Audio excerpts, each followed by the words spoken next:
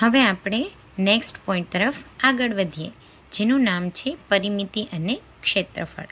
તો પરિમિતિ અને ક્ષેત્રફળ વિશે આપણે દાખલા ગણીએ એ પહેલાં થોડા સૂત્ર યાદ રાખવા જરૂરી છે. જેમ કે ચોરસની પરિમિતિ શોધવાનું કે તો એના માટેનું સૂત્ર છે 4 ગુણ્યા લંબાઈ. એટલે લંબાઈ તમને એક આપેલી હશે અને ચોરસની પરિમિતિ હોય તે લંબાઈ ગુણ્યા 4 કરવાનું રહેશે. હવે લંબચોરસની પરિમિતિ માટેનું સૂત્ર છે 2 કૌંસમાં લંબાઈ વત્તા પહોળાઈ.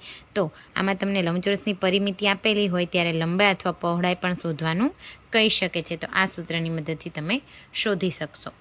ચોરસનું ક્ષેત્રફળ છે લંબાઈ ગુણ્યા લંબાઈ. લંબચોરસના ક્ષેત્રફળનું સૂત્ર છે લંબાઈ ગુણ્યા પહોળાઈ. આ યાદ રાખવાનું છે, ચોરસ માટે લંબાઈ ગુણ્યા લંબાઈ, લંબચોરસ માટે લંબાઈ ગુણ્યા પહોળાઈ. નેક્સ્ટ તરફ આગળ વધીએ. સમાંતર બાજુ ચતુષ્કોણની પરિમિતિ એટલે કે બધી જ બાજુનો સરવાળો. અને જ્યારે સમાંતર બાજુ ચતુષ્કોણનું ક્ષેત્રફળ કહે ત્યારે પાયો ગુણ્યા વેધ. અને ચતુષ્કોણ માટે પાયો ગુણ્યા વેધ આવશે, જ્યારે ત્રિકોણ માટે આવશે 1/2 પાયો ગુણ્યા વેધ. વર્તુળનું પરિઘનું સૂત્ર છે 2πr, જ્યાં પાઈની કિંમત થશે 22/7. વર્તુળનું ક્ષેત્રફળનું સૂત્ર છે πr². સમઘનનું ઘનફળનું સૂત્ર થશે l3 અને એટલે કે લંબાઈ ગુણ્યા લંબાઈ ગુણ્યા લંબાઈ. અને લંબઘનનું ઘનફળ માટેનું સૂત્ર થશે લંબાઈ ગુણ્યા પહોળાઈ ગુણ્યા ઊંચાઈ. હવે આપણે આના રિલેટેડ પ્રશ્નો સોલ્વ કરીશું. આપણો પ્રશ્ન છે 14 સેમી વ્યાસવાળા વર્તુળનો પરિઘ કેટલો થશે? આ 2023માં પૂછાયેલો પ્રશ્ન છે. જો હવે વ્યાસ આપેલો હોય ત્યારે આપણે ત્રિજ્યા શોધવા માટે ત્રિજ્યા બરાબર વ્યાસ છેદમાં 2 થશે. એટલે વ્યાસ આપને આપેલો છે 14, તો 14/2 એટલે સૌપ્રથમ આપણે ત્રિજ્યા શોધીએ. આપણે ત્રિજ્યા મળી છે 7. હવે વર્તુળના પરિઘનું સૂત્ર મૂકીશું.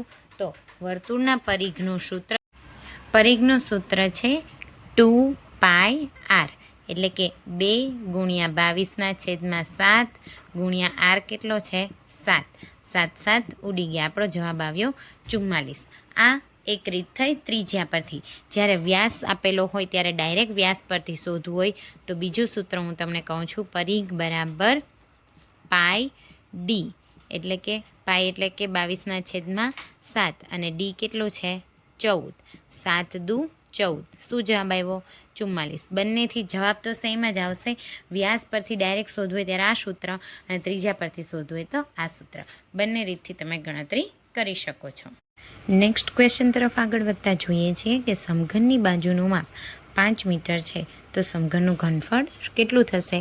આ 2022માં પૂછાયેલો પ્રશ્ન છે. તો સમઘનના ઘનફળનું સૂત્ર થશે L3, એટલે કે l3. તો 5/3 કરતાં 125 ઘન મીટર આપણો જવાબ આવશે. જ્યારે લંબઘનની પૂછેલું હોય ત્યારે શું આવશે? લંબાઈ ગુણ્યા પહોળાઈ ગુણ્યા ઊંચાઈ, એટલે કે 3/3નો ગુણાકાર આવશે લંબઘન માટે. બરાબર. વર્તુળનો પરિઘ 154 સેમી છે તો એનો વ્યાસ શોધો. આ 2023માં પૂછાયેલો પ્રશ્ન છે. તો વ્યાસ શોધવા માટે આપણે ડી વાળું સૂત્ર મૂકીશું, એટલે કે વર્તુળનો પરિઘ બરાબર πd. પરિઘ છે 154, પાઈની જગ્યાએ 22/7 મૂકીશું ગુણ્યા ડી. ડીને કરતાં બનાવીશું 154 ગુણ્યા 7/22 બરાબર ડી. ભાગાકાર કરતાં આપને જવાબ મળે છે 49d, એટલે કે 49 સેમી વ્યાસ મળી ગયો આપણે. બરાબર.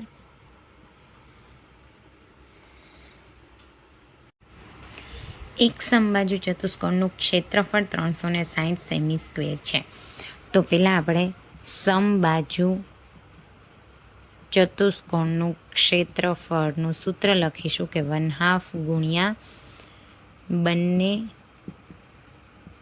વિકર્ણોની લંબાઈ.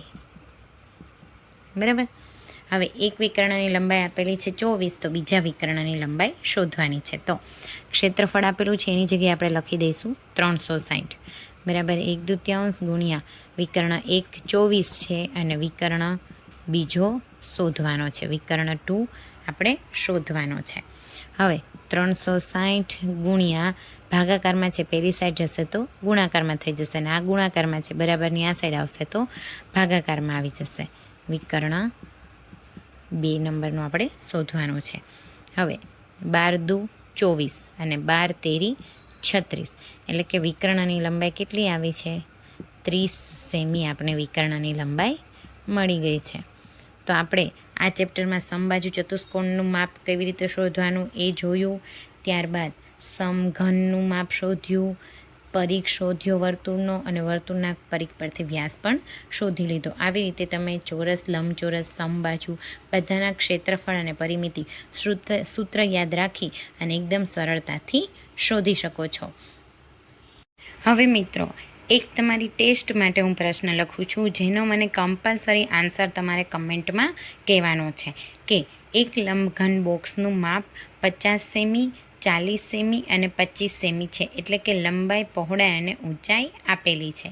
તો એ લંબઘન બોક્સનું ઘનફળ શોધો.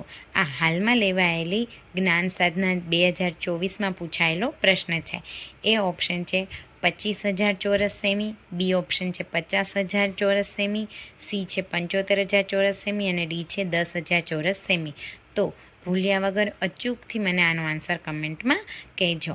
અને જો તમને વિડીયો ગમ્યો હોય અને થોડો પણ તમને યુઝફુલ થયો હોય તો તમારા ફ્રેન્ડને જરૂરથી શેર કરજો. Thank you friends.